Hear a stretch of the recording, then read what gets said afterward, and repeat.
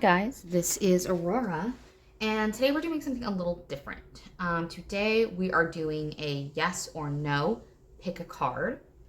And so what I want you to do is to have a question in your head, have a question in your heart, a yes or no question, and take a moment to decide between which seashell you want.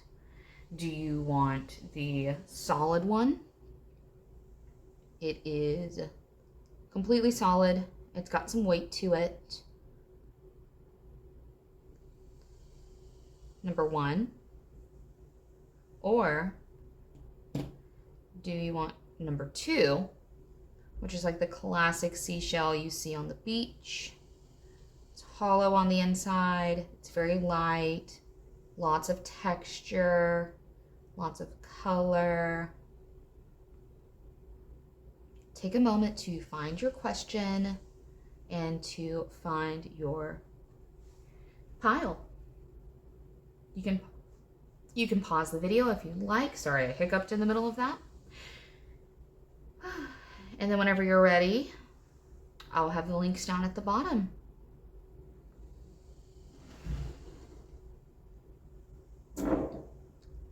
Okay, so if you're here, you chose group number 1.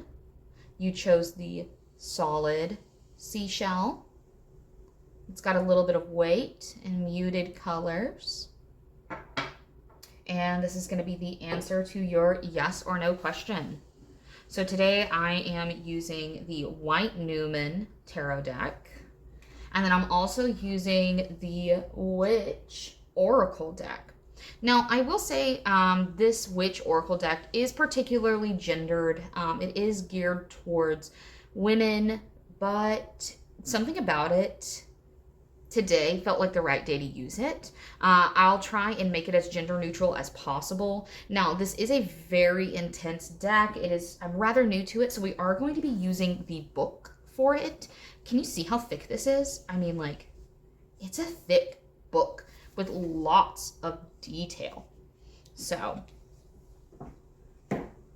yeah. So we're going to be referencing that. We'll read that at the very end. It's kind of like a little bow on top of the experience. But let's get right into it. I do want to say that this first card jumped out, which is very exciting. So I'm interested to see how the rest of it flows. So we've got the Page of Swords. We love it. The Black Numen, which is unique to this individual deck. We have the White Numen. I was not prepared for that. The 7 of Cups in reverse. And the 5 of Wands right side up. Wow, you guys really are in a tizzy, aren't you? Okay, yeah, you truly are in a tizzy. Wow. I'm not going to reveal this card until the very end because it is the bonus. It is the bonus. And guys, let's just jump right into it. So, the way that I like to do yes or no answers is if it is right side up, you have a yes. If it is upside down, you have a no. So we've got 1, 2, 3 yeses and only 2 no's. So the answer to your yes or no question is yes. So that's nice. Now let's get into the detail. Let's get into the why it is a yes. I've had this deck for a little over a year and I've never seen both Numens come out before. Y'all are, we are in a tizzy. Anyway, so starting with the Page of Swords. So I love the Page of Swords. She's very fierce. She's very focused on what she's learning, right? It feels like she's practicing her forms here. She's practicing her sword fighting skills. And of course, we know that that's going to be her honing her intelligence, her honing her wit, her communication. I feel like she's on her way to becoming the Queen of Swords in a way. I feel like she is very sharp and very clever and excited right? Like, she's not even in her gear, she's not even in her armor, but she can't help but be so excited to practice her craft that she's practicing in a gown, right? It feels like she's filling every little nook and cranny of time in her day with extra practice, even though she doesn't have to. And I feel like that's out of a joy, out of a love, out of an excitement. And then we're coming up on the Black Numen, which is an interesting card. So this artist created the Black and the White Numen. And with the Black Numen, it's kind of this like ooze. It's kind of this despair coming to reach you, coming to like take the last little blips of your fire away from you. And we have it in reverse, and it does feel like a rejection of that energy. It feels like a rejection of destruction. And instead, we're coming into the White Numen, which is the exact opposite. It is the creation of life. This lovely little bowl here, which I can't help but think of, I think it's Hathor in Egyptian Cometicism, with this symbol above their horns, right? But, so I don't know if you work with Hathor or if you should work with Hathor, but I would at least look into her. I personally know nothing about her other than she's associated with, like, cows. But anytime I see any sort of, like, symbol above horns, it makes me think of Egyptian Cometicism. So take a look into that. But this beautiful bull is, like, stampeding across the land and, like, bringing in a tide of life, a tide of energy. They are like the Johnny Appleseed. They're the Johnny Appleseed of this universe, and they are just creating life wherever they go. No matter what phase of their life they're in, they know that they must keep creating. And I feel like that's you.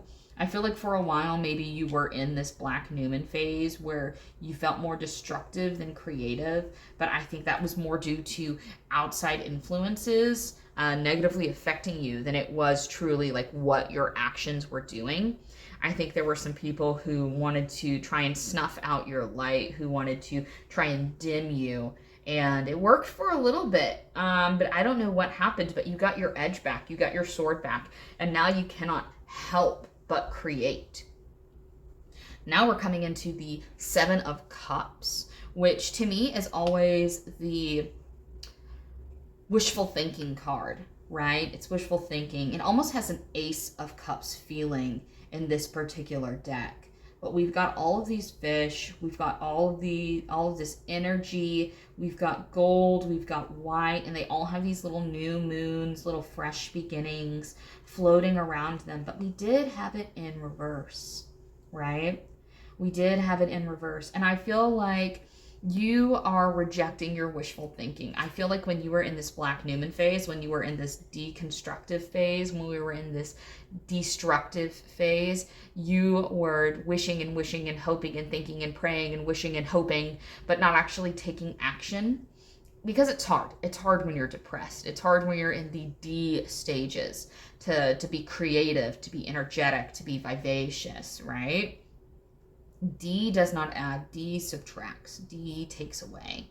And I feel like what you're doing, it's not that you're no longer wishing, it's that you don't have to wish because it's becoming a reality, right? Which is why we get into this Five of Wands here. And with this Five of Wands, we know that wand is action, change, and growth. We know that it's fire energy. And what goes well with fire? I'm so glad you asked. Air, right? This air, this excitement that you have, this chutzpah that you have to create, it's kind of leading you to this community. And what's happening here is she's being initiated. She's being initiated into this new order. And I feel like that's exactly what you need. I feel like you have removed yourself from the energies that would seek to depress you, that would seek to make you destructive. And instead, you're coming into a group that is going to help you spark your fire. And while this feels a little tense because they're surrounding her with the wands, with the staffs, it almost feels like a creative pressure. I feel like instead of just telling you, oh, your art is shit, you should stop becoming an artist, instead what they're saying is, you make beautiful art. Can you make it even better? You're doing an amazing job. Can you push it even further? And not in a toxic way, not in a gross way, but in a, we want to hone you into the best artist that you can be. We want to make you as wildly successful as we can help you to become. And that's the pressure that's in this card, right? It's the pressure of their desire to see you succeed for your own good. So yes or no question, it's definitely a yes. You've got a group that is finally supporting you in the ways that you need to be supported, in the ways that you desire to be supported. And there might be pressure in it. And from the outside, it might look stressful. But for you, you're enjoying it. It's the kind of pressure that you need. You need someone to push you so that you can rise up to the challenge. You're the kind of person that goes, oh, you think that I can't do that? Watch me. Watch me do it. So I'm very excited for you. I'm very excited to see what you're creating. If you're comfortable sharing, I would love to know what it is. Are you an artist? Are you a creator? Are you what are you making? Because obviously you're bringing something into life. Are you bringing a human into life? Is that what you're doing? I feel like that's literally for one person. For literally one person. So if you're not that person, do not worry. But if you are that one person, congratulations. I'm very excited for you. Now, the mystery card. Let's find out. The Medicine Woman. Okay, so this card's a little dark. She's a little dark. But we've got this kind of grandma figure here holding the lamp. And she's got a bear behind her, almost embracing her. 34 is the number. It's the number here. So maybe that means something for you. Maybe that's important. And we've got 1, 2, 3, 4, 5 ravens in the background. And let's read about the Medicine Woman. We're going to make it Medicine Person in this round. So I'm referencing my book, which, guys, this book, whew, it's a chunker.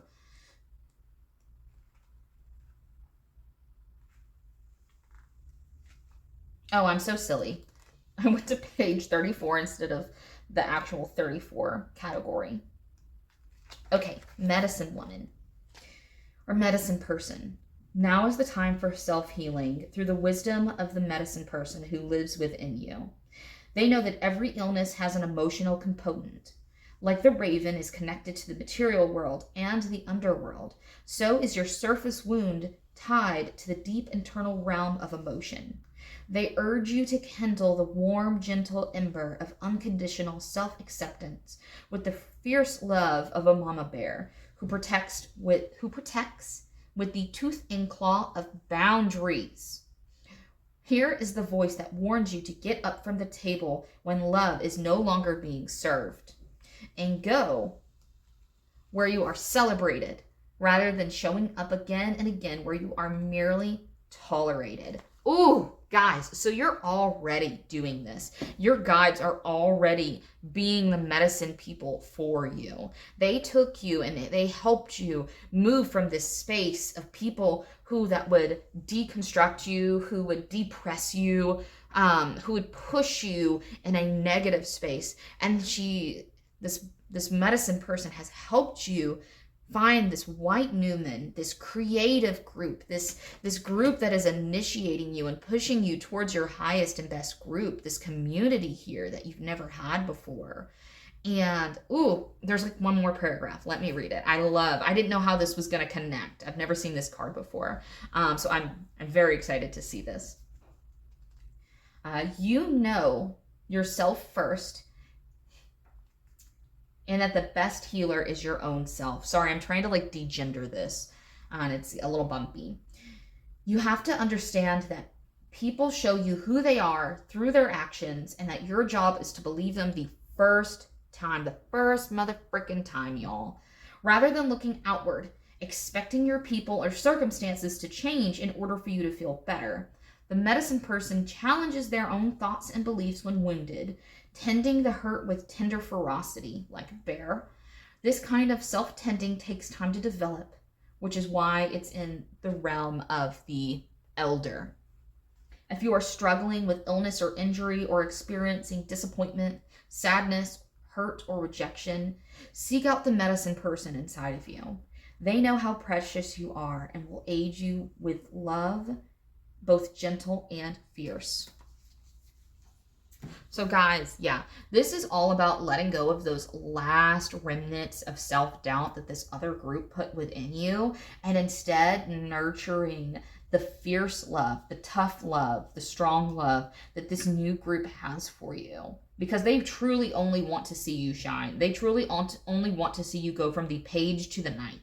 They want to help you level up, and they know that you cannot do that by being coddled. And you don't want to be coddled, but you also don't want to be pushed into a negative space the way that this group pushed you. So know that they really truly only have your best, this new group only truly has your best intentions in mind, and your best interest in mind. There we go. But, be gentle with yourself. You're still healing, but it's going to get better.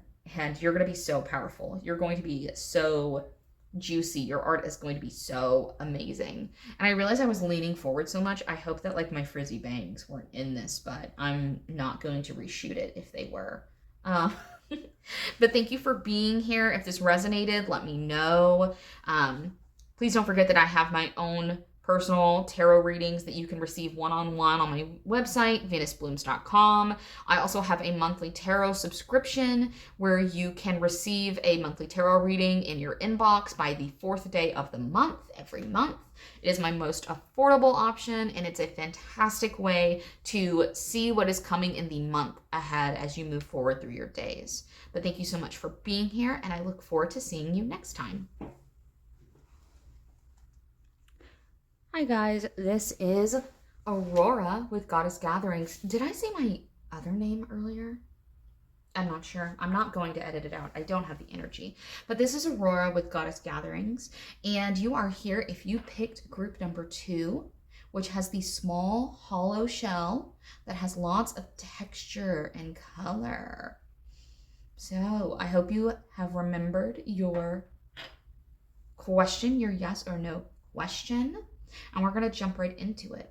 Today we're using the White Numen Tarot deck. If you've been on my channel for a while, you've seen this deck before, but we are also using the Witch deck. Now, I do want to say that this deck is really gendered towards women. I'm going to be doing my best to remove the gender and keep it neutral.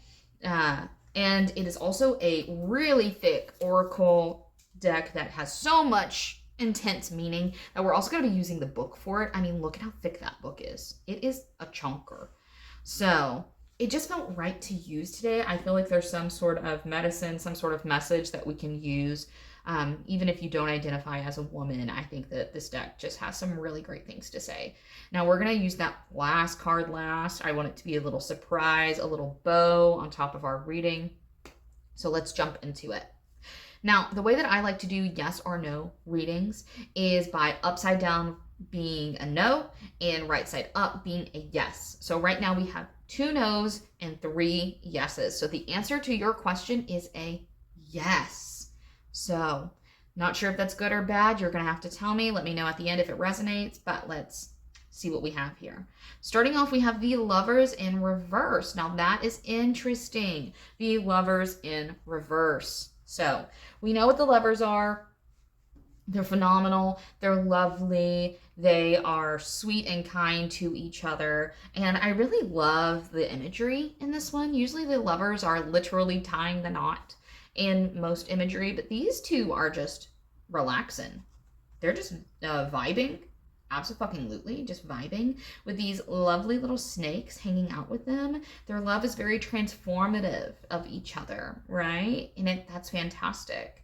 But we have it in reverse. And I will say in this case, it does not feel like an internalization of the Lover's energy. It feels like a rejection. And then we come into the Nine of Pentacles and they're literally saying, bye girl, bye. They're brushing their shoulders off here. So, I mean, right off the bat, if you feel like you've been back and forth on whether or not you should separate from your partner, the answer might be yes.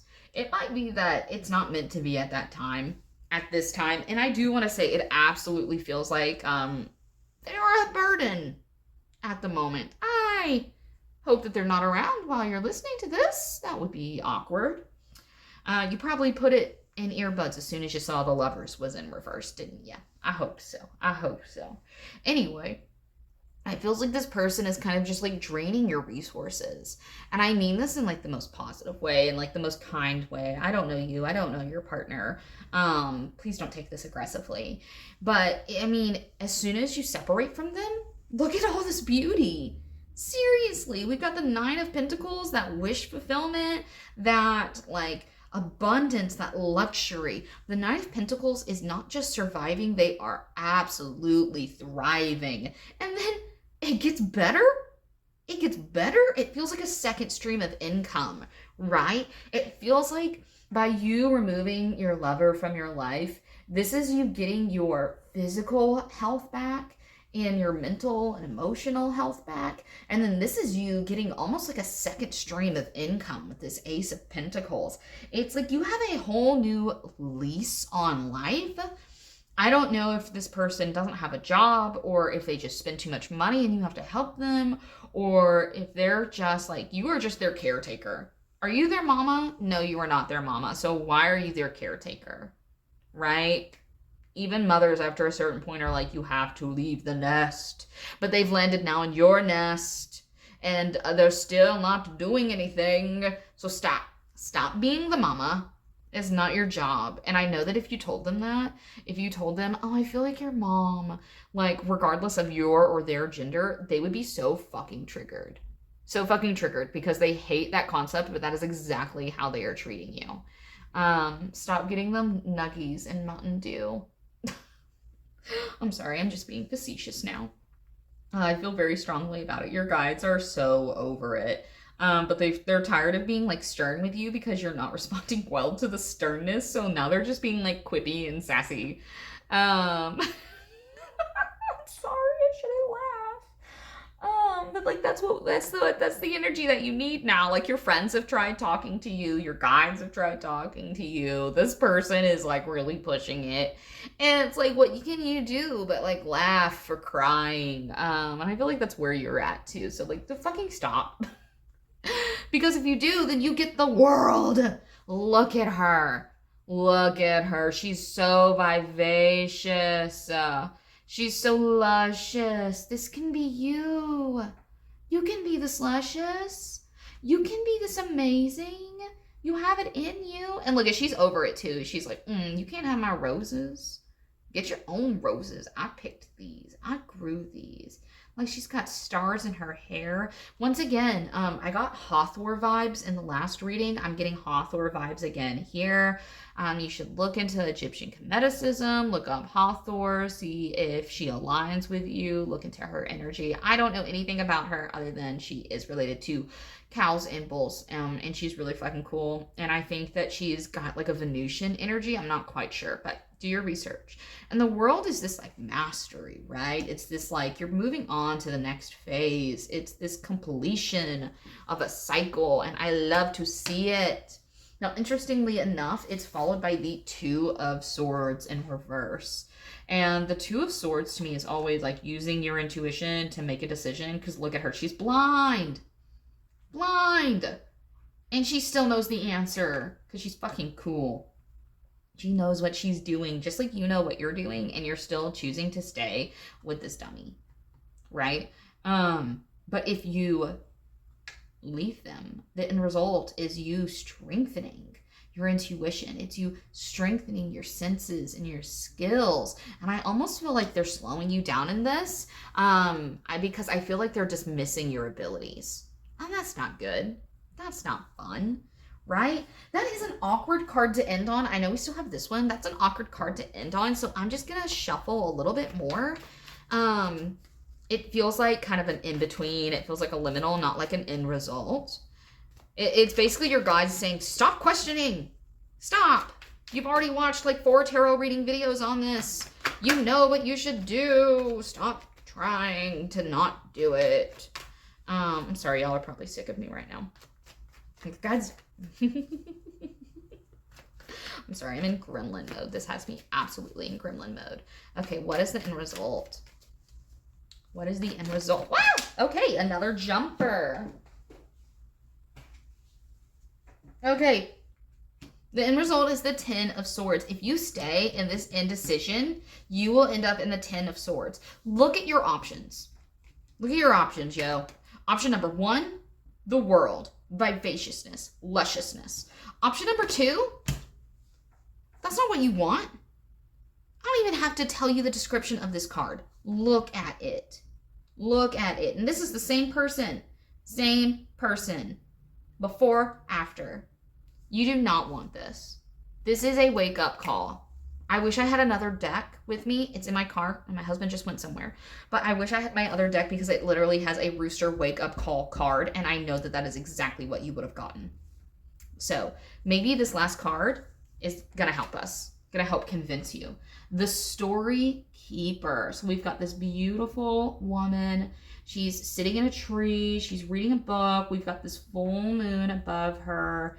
She's lovely. Let's find out what she has to say for us. It might be a little bumpy because once again, I'm going to try and make this a little bit more gender neutral, try and take some of the gendered context out of it. So it might be a little bumpy, but we're going to do it.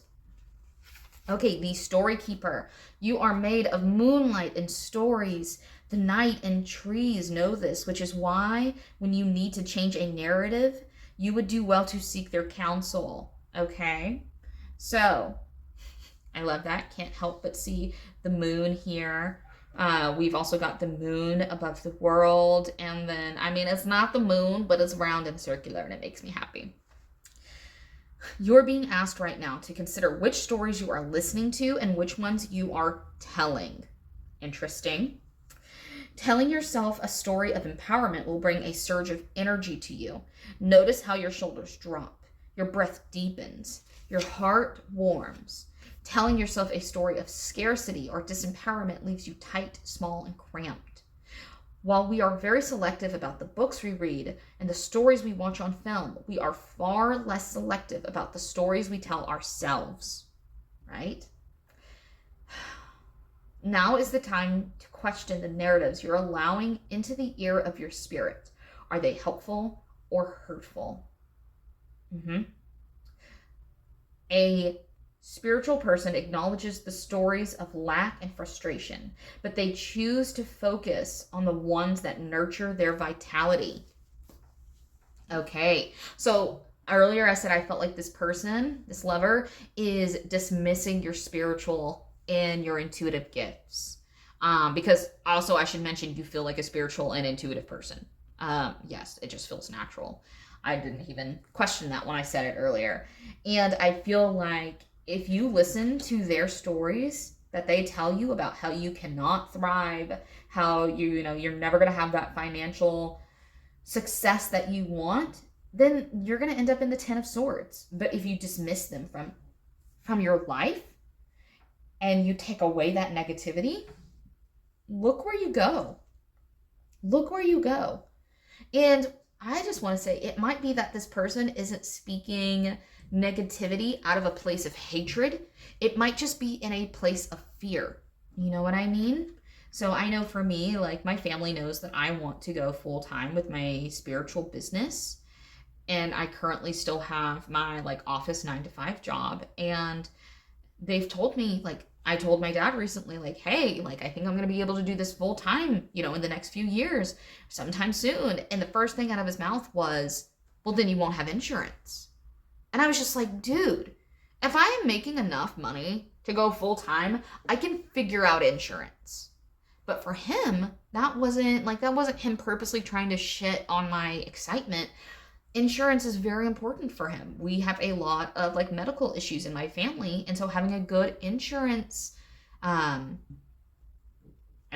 company, insurance through your job, having good insurance is very important. So it's not even him trying to speak out of a place of hatred. It's him speaking out of fear, but it's still a hindrance to me. It's still speaking negativity to me.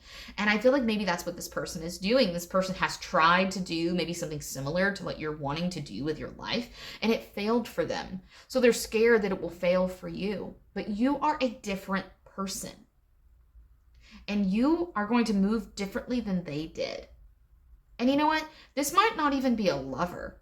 This might just be a partnership. This might just be a person who is in your life in a very strong way.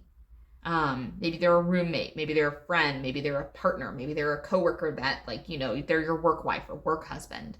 But you can't listen to them anymore. You can't listen to the stories that they tell because that's their stories. You need to create your own story. You have the power. You have the ability. You have the magic. Don't let them and their fears slow you down. Just don't. Well, that was interesting.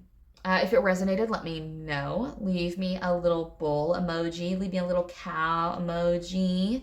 Let me know how you feel. And please remember that I do also have one-on-one tarot readings. You can book them through my website, venusblooms.com. I also have a monthly tarot subscription via email where I will send you a picture of your cards and a voice message of your personal tarot reading. And I send those out before the 4th of every month so you can know what the days ahead look like. But thank you so much for spending time with me. I look forward to seeing you guys again.